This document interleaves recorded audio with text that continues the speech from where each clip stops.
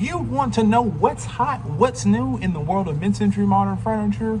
Well, wait no further. In this video, I'm going to go to my local antique store, the one that I have a booth in, and give you my top 5 hottest mid-century modern items, aka the items that I like the most.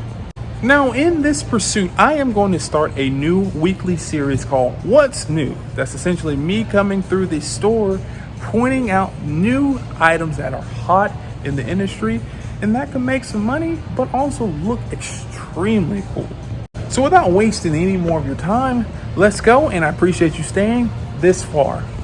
All right, so the first item that I've seen continue to skyrocket in price, and it's fairly new to this store, is, I don't know if you can see, but the Tulip Chair Sets. Now, a couple reasons for the rise of popularity of these items. Number one, futuristic look, futuristic views. 2, the very, very, very unique color palettes on these items. They come in blues, greens, reds, yellows.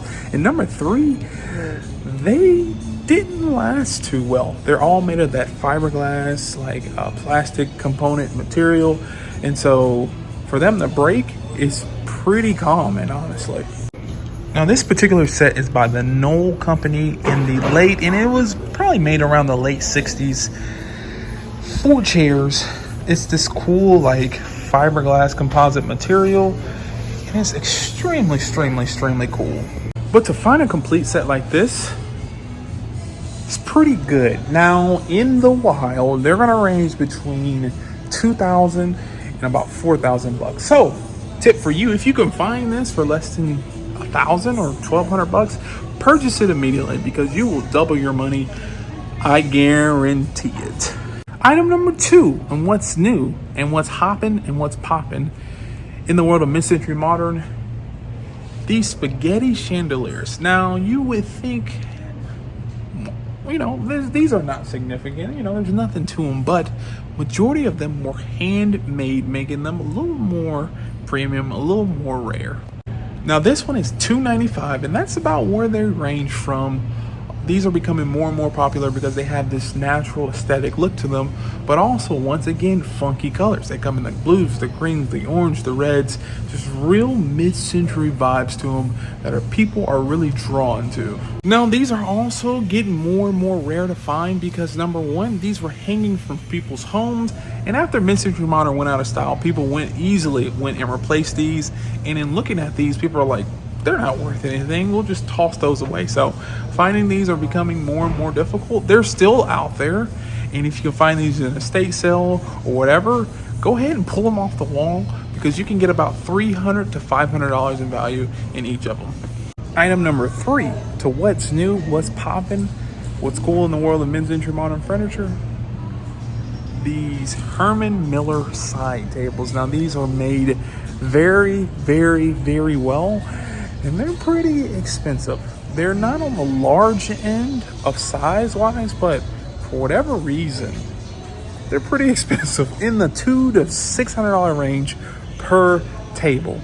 Now, like everything Herman Miller, there's a price, there's a premium, there's a quality to it, and it will last. I also think just a cool minimalistic line on it, the bare white, just plain color, goes well with pretty much anything, and minimalistic is in. It's always been in, but it's really in now. So those tables fly off the shelves. If you can find those sets of 2s, 3s, buy them immediately. Just letting you know, the small table in here is selling for $315 and the large one selling for $395. So $700 for a pair of small end tables by the Herman Miller Company.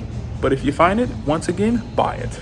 All right, item number 4, what's hot, what's new, what's popping in the world of mid-century modern furniture, especially in Motherlode, is wall shelving units. You literally cannot keep those in the store because people want them so terribly bad.